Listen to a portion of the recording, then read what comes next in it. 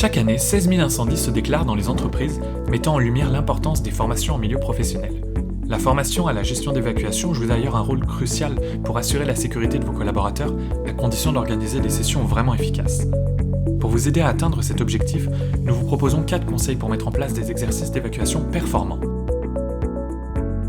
Conseil numéro 1, préparez vos exercices d'évacuation.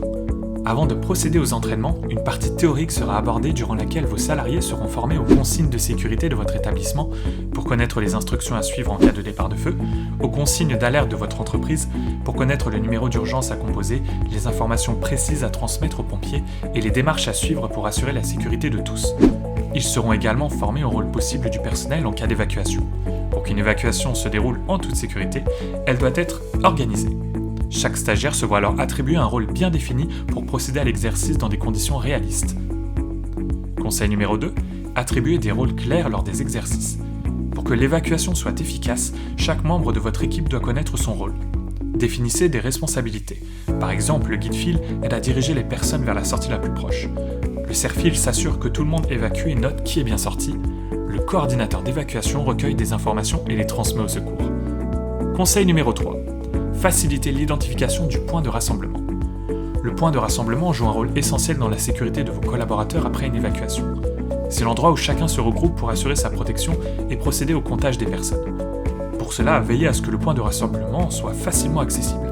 Choisissez une zone sécurisée à l'extérieur du bâtiment, éloignée des entrées et des voies d'accès afin de ne pas gêner l'intervention des secours. Veillez également à ce qu'il soit bien signalé, il doit être indiqué par une signalétique claire et son emplacement précisé sur le plan d'évacuation de l'établissement. Il est crucial que chaque salarié puisse y accéder facilement, sans précipitation et dans le calme.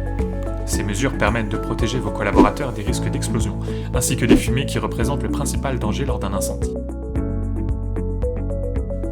Conseil numéro 4, évaluez l'efficacité des exercices et tenez compte des retours. Après chaque exercice d'évacuation, il est essentiel de procéder à une évaluation rigoureuse. Le formateur joue un rôle clé en effectuant un bilan précis. Il observe les comportements, identifie les points forts ainsi que les aspects à améliorer.